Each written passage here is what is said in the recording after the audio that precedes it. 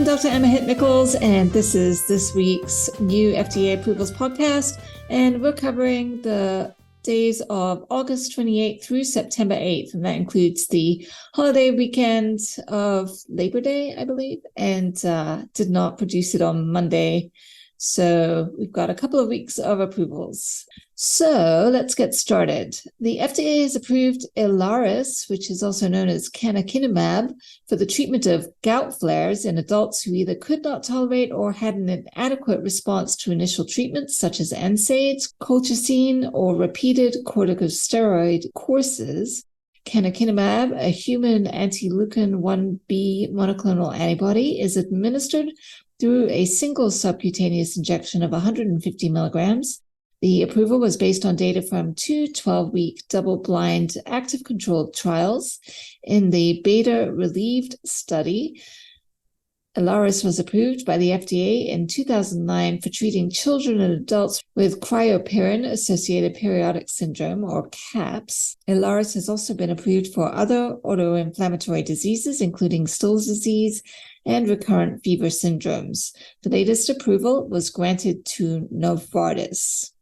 Also last week, the FDA cleared several generic versions of the drug Vyvanse, which is also called lisdexamfetamine dimesylate, and that's in an effort to allay shortages of this drug. The now approved generics range in dose from 10 milligrams to 70 milligrams and come in capsule and chewable forms.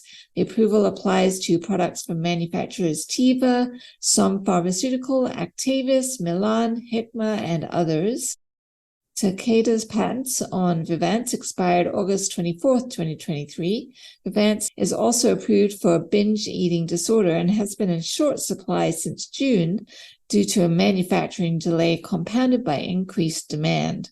The prescribing information for lisdexamfetamine dimesylate capsules and chewable tablets contains a boxed warning to inform healthcare providers and patients about the potential risk of abuse and dependence.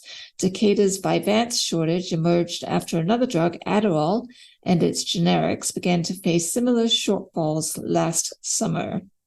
Attention all businesses in need of exceptional medical writing support. We're Nascent Medical, and we are the solution. We are a team of skilled MD and PhD level medical writers who specialize in fast turnaround needs assessments, manuscripts, slide decks, ad board summaries, and much, much more. Don't settle for anything less than pure excellence when it comes to your medical writing assistance. Just visit us at nascentmc.com. We're here so that you never have to be without excellent medical writing assistance. That's nascentmc.com.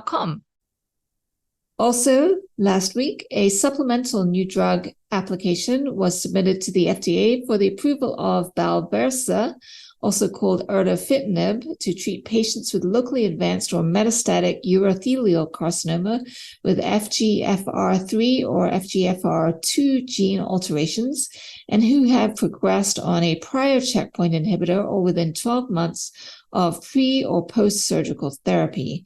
The manufacturer Janssen submitted data from the phase 3 THOR study, THOR study, which showed that Balversa was superior to standard chemotherapy with a 36% decrease in risk of death over chemotherapy.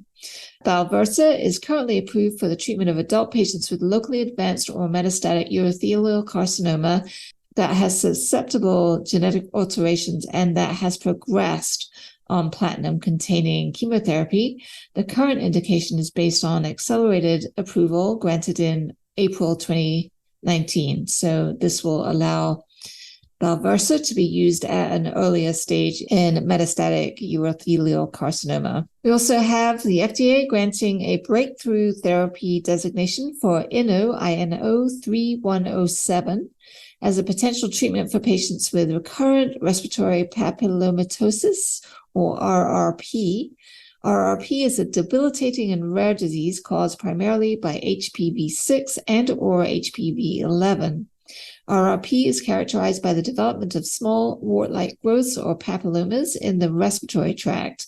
While papillomas are generally benign, they can cause severe, life-threatening airway obstruction and respiratory complications. RRP can also significantly affect quality of life for patients by affecting the voice box, limiting the ability to speak effectively. INO-3107 is an investigational DNA medicine candidate designed to elicit a targeted T-cell response against HPV-6 and HPV-11. The breakthrough therapy designation is supported by data from Inovio's completed phase 1/2 open-label multicenter trial. Inovio plans to initiate a pivotal trial of INO-3107 in the first quarter of 2024, subject to FDA clearance. And finally, we have the FDA has accepted a biologics license application for crovalimab, an investigational novel anti-C5 recycling monoclonal antibody for the treatment of paroxysmal nocturnal hemoglobinuria, PNH. The acceptance was based on results from the pivotal phase 3 Commodore 2 study, which demonstrated that in people with PNH, crovalimab achieved disease control and was well tolerated. Results from the phase 3 Commodore 1 study demonstrating the consistent benefit-risk profile of crovalimab also supported the application.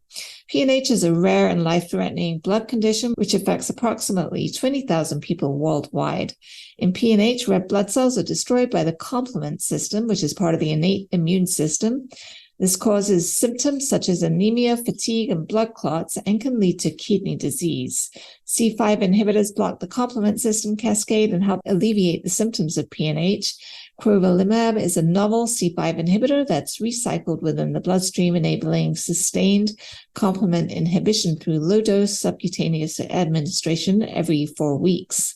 Crovalimab may be approved by late 2023, early 2024, according to the manufacturer Genentech. All right, that's it for this week. Thanks so much, and I hope you'll come back every Monday for the latest FDA approvals. It's just a short, brief synopsis, little redundancy there, for all of the approvals and near approvals put out by the FDA. So hopefully it's interesting for medical writers, medical science liaisons, anybody else in the pharma industry. Please do tell your colleagues and friends. Thank you. Have a great week.